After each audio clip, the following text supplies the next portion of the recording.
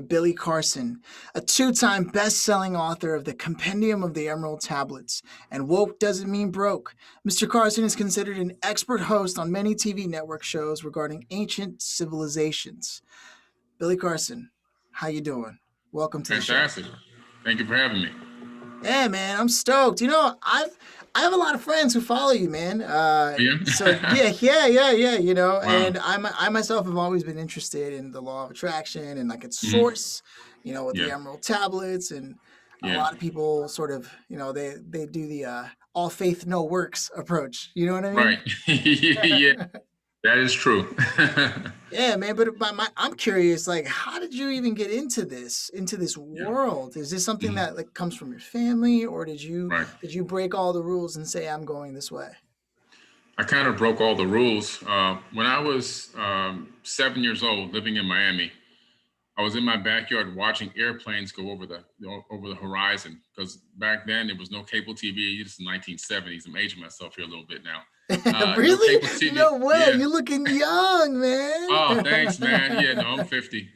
But Wow, you look the same age yeah. as me. Oh man, I'm, So the I'm a listener father of should five. know there are Yeah, secrets that he is aware of. I've got a couple of things, a couple of tricks up my sleeve, man. Yeah, man. So And you there's were no in and no Miami. surgery, So huh? you were in Miami Yeah, in and Miami, you're and watching the planes. watching the planes go over. And this one particular day, this object came over my backyard that did not look like a plane. Now, even though I was a little kid, I realized I knew what a wings, a cockpit, a tail fin.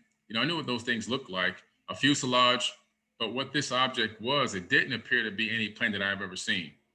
I didn't know what it was, but it cleared the horizon in seconds, not minutes. And I knew right away what I saw was like mind blowing. And so the next day, I went to my school, Rainbow Park Elementary, and I went to the library, and I took down all the Encyclopedia Britannicas on aerospace. And so I literally started researching aerospace that day, and I kind of became a quasi aerospace historian. And a lot of TV networks have now used me for that talent and skill and research that I've had over many decades. Wow. Yeah, That's what I call finding your purpose, following your bliss, sort of the yeah, Joseph Campbell expression, if you will. yeah, So we skipped something there, right? So you do all this reading, you learn all these things, and then how do you get connected to TV? I mean, yeah. that's the ultimate question everyone has on their Right. mind. So Um, what happens is, so as I'm researching these ancient civilizations, I'm sorry, the aerospace, it led me into thinking about ancient civilizations because eventually I came to a point where, as I was looking around the planet and realizing that some of the things left behind appear to be made with advanced technology, and also my mother telling me at a very young age that she thought in her mind that advanced beings had come here in ancient times and built this world to a higher level of civilization and left behind evidence of this high level. And so it became my life quest to find out how these things existed, what technology made them. And as I researched technology more and more and researched ancient civilizations more and more, I started finding out that they were kind of really linked. And it seemed to me wow. that we had a high level of technology on this planet long before Homo sapiens sapien rose to the level that we are at right now. And I'm talking about super antiquity, deep, deep, deep antiquity. So I started writing about this, talking about this, wrote a book, Compendium of the Emerald Tablets, which really now has been a bestseller for 26 months in a row, which is hard to do. Yeah. And it's being sold all around the world. But it really ties together ancient civilizations, and then I go and back it up by science, quantum mechanics, quantum physics, and actual technology that we've developed now in today's era that mimics and matches exactly what was described, tens of thousands of years ago in ancient text. Wow. And did you self-publish, or did you score a publishing deal? I self-published. Yeah, I just self-published. Wow. Yeah, I did self. Man. I put it out there, and what I did was I registered on Amazon as a seller and listed my book as a product. Because if you do it the other way, then they get all the money and you get like $6. But if you list it as a product, and Okay. you get paid all the money, and they get the $6. I have so much respect for that kind of thinking, man. Thank you. Yeah. Billy, now, so you build up this name because you've been crushing it and you have all Mhm. this information that people are Yeah. asking, right? It's supply and Mhm. demand, Yeah. one of the basics, and you just happen to be in plenty of supply here. Yeah. So you get sought after by these networks. At any point in time, did it cross your mind to maybe even start your own? Like, but is it with YouTube that you start, or maybe Mhm. you score a deal with Netflix for a documentary, Mhm. or like, have Yeah. you thought about doing that? Has that happened for you? Right. So after doing many, TV series, I mean, I started getting approached because people started recognizing some of the works and articles that I have done and some of the work that I put on YouTube. And so Mm, I started getting contacted from a lot of networks, Gaia TV. I've probably on yeah. 40 or 50 of their shows. Some of their original series, I'm an expert host on deep space, which is about aerospace and UFO technologies. I'm also a host on ancient civilizations and many other shows, Beyond Leaf, so many other shows. But then Discovery Channel started contacting me, Travel Channel started contacting me, the History Channel, the Science Channel. So I've been on every mainstream network, and I got to the point where I realized I had so much content that they couldn't even handle. It would be beneficial if I created my own streaming TV network. So I developed Yeah. and created Forbidden Knowledge TV. Yeah. Okay. And what has that process been like? Has it been easy? Has it been tough? It was not that hard in terms of getting the content because that I was developing over time. But what was a little difficult was getting approved to get on a lot of the mainstream apps, like Apple TV was the most difficult. We got denied like three times, and Wow. eventually we were accepted into Apple TV. So we're on Apple TV. Roku was fairly easy; it wasn't too rough. Amazon was a little bit rough initially. We had to go back in and do it again. But so we're on Apple TV, Roku, Amazon Fire TV, the iOS App Store for mobile devices, and the Google Play Store for Android devices as well. Yeah, Man, it's okay. killing it. Yeah, a lot of Yeah, shows. and the hardest part for most people is getting the content. They don't even know where to begin, but that Yeah. has never, so far in the story that I'm learning here, has never been an No. issue. Yeah. No, Man, never the issue. Yeah. so tell me, you've got this, and so like it's official. You're on all these channels, Yeah. right? What's the future of Forbidden Knowledge TV looking like for you? It's looking phenomenal. We just had a group of attorneys that we brought on to get a valuation because we're going to go into a pre-IPO, and so the valuation came back at $10 million, which is not Wow. bad for a startup at No. just under 1 year at that time. And so we're going to go pre-IPO, and we're going to do a Reg CF. And because of COVID, the first raise has now been changed from $1,070,000 to $5 million. So our first Wow. raise will be 5 million, which we're going to start probably in about 2 weeks from now, and people will be able to get access on the public platform of True Crowd, and get some shares, and so you can be a an actual student and customer of the network, and be a part owner at the same time. See, that's cool. I'm gonna Yeah, have to check that out. yeah, man, yeah, For it's me, it's amazing. like, okay, so you've done the authoring. Mhm. Do you ever do public speaking on top of that? Oh yeah, I've done a lot of public speaking. Obviously, before the pandemic, I was speaking consistently all around the world. I was averaging about 20 flights a month Oh and working man. every single day. So yeah, it was pretty intense. One month, I had a 28 flight month. That was an incredible month. It was really intense. But yeah, averaging 20 days a month flying. I was requested all over the world. And then the pandemic came. So what I've done now is I've moved everything into the virtual world. Yeah. And so I do usually 2 workshops a month on average. And in a weird kind of way, it really expanded my reach because obviously there were a lot of people that couldn't make it to these live events just because of financial reasons, children, pets, and all kind of other issues because it's kind of expensive. You have to get airfare, the ticket to the event, Uber or rent a car, and you have to pay for your food, and hotel for the Right. whole time. It's thousands Right. of dollars. So now with the virtual world, for less than $200, a person can sit in their living room and eat a pizza and Yeah. watch my lectures and workshops. So I've been doing very, very well with those, averaging somewhere between 1,000 to 3,000 people per workshop. Oh wow. Yeah. There are probably a lot of people who are also public speakers who have hit roadblock after roadblock. Yeah. And I know you just happen to have a niche and a knowledge base yourself Mhm. as an individual to Yeah. make it work and to find a way to make. But if you had to give any sort of takeaway or Mhm. insight you could leave behind for anybody who's doing speaking or Yeah. virtual events, because now that's Mhm. what people have to do. Even Yeah. if it changes, like it's never going to go back. No, it's never going to go back. But this is Right? this is the new normal. We're here Yeah. now. Yeah. Yeah, no, we're Yeah. connected now. So, Yeah. do you have any thoughts or maybe how people can start changing their mindset about Mhm. how they should approach this now? Yeah, I think that if were a public speaker before and you were doing a lot of live events in person, you have to really now unlearn everything you learned about setting up conventions, workshops, and lectures. And you have to go back and rethink everything, take it to the virtual world.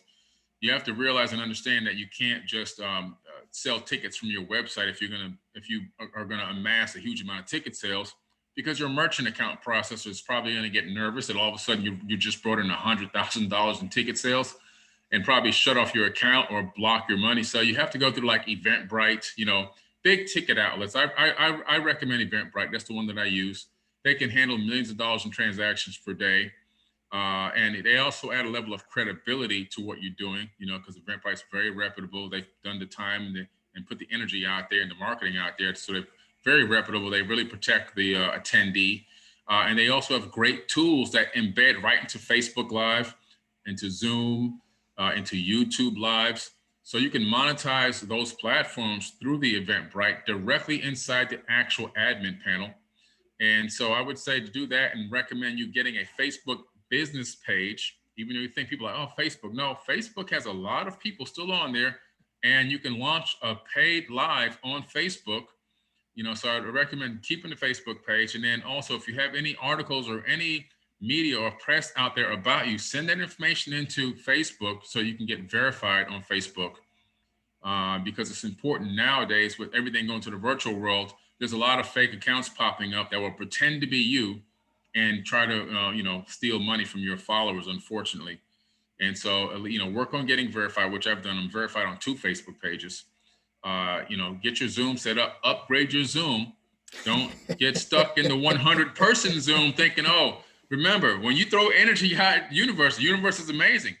You'll get 400 or 500 people. You may be on your first workshop, and then they can't get in because you didn't upgrade your Zoom. So make sure you get the paid version of Zoom, not the free version.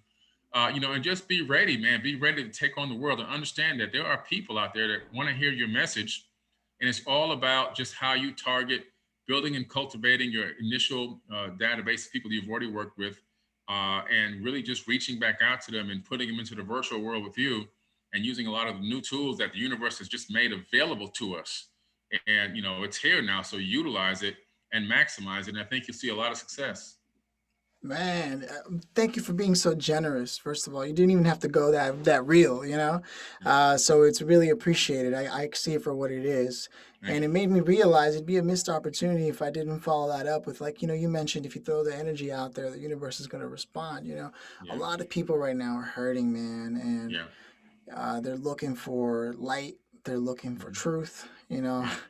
Levity, and Hmm. the knowledge you have is invaluable. Thank you. You're a historian. The things that you've taken into consideration, your observations, and you clearly your business savvy has afforded you a position in the world that I think is the influence that you deserve. And that Thank being you. said, if there could be any words of encouragement for just people who are struggling to find their way, like a lot Hmm. of people are out of jobs, a lot Yeah. of people who are looking for a way to dip into this new world that we're in, what would you recommend? Is it like a diet change, like a Yeah. should they sleep more, Yeah. what, just some basics, one or two Yeah. three points. Well, I really recommend that everyone get out a piece of paper, old-fashioned paper and pen, and you start writing down all the things that you're passionate about, things that you like, whether it's a hobby, whether it's a particular skill set that maybe you don't even have yet, but you are really passionate or really think it's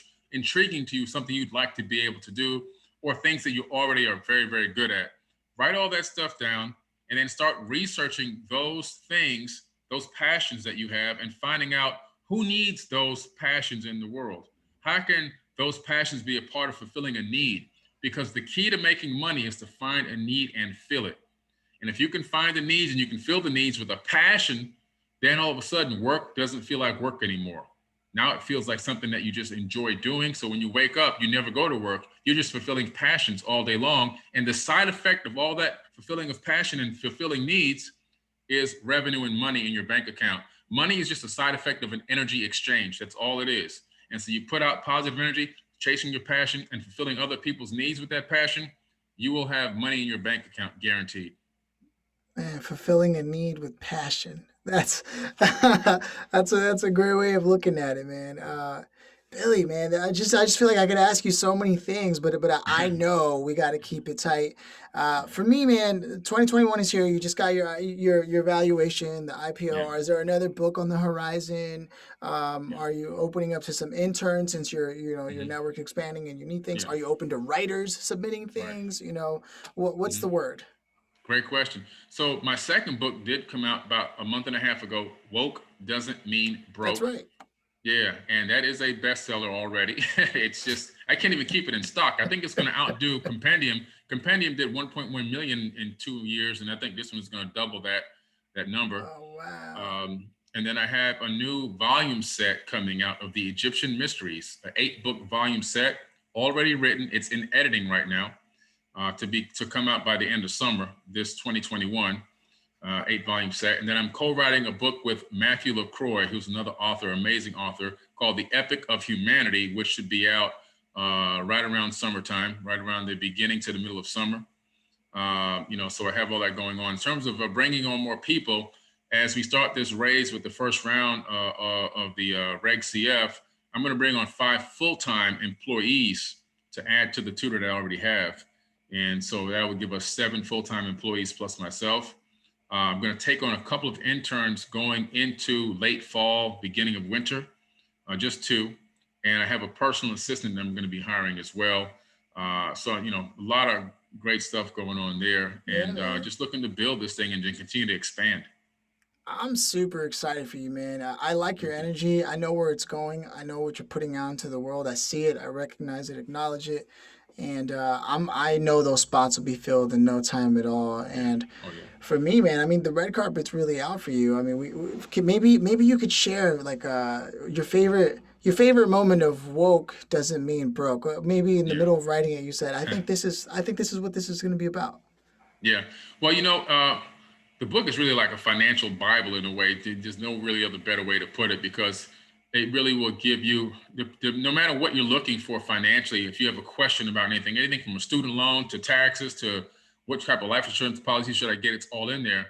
But I think the real big epiphany for me that really lit me up and let me know this is going to be a great book and of content to put out was in the very beginning within the first chapter when I'm explaining my life story, so to speak, a little bit, for me, where I came from the bottom, how I started from underneath the ghetto, really. I Man. mean, we were poorer than our neighbors and they were already poor.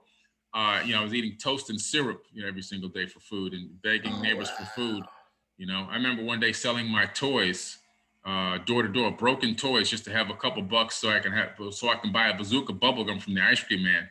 Oh man. And but when I started writing my story and laying it down in there, I realized that a lot of people are going to resonate with this because they're going to see where I started from, and they're going to have their own life experiences where they can resonate. Maybe it's not they came from exactly how low I started, but they're going to see the ups and the downs, and they're going to reflect on themselves, their ups and their downs, and they're going to be like, "Wow, there's always a way to make it out." And so I'm hoping that this book really inspires people and let them know that no matter what it looks like, if you can look up, you can get up.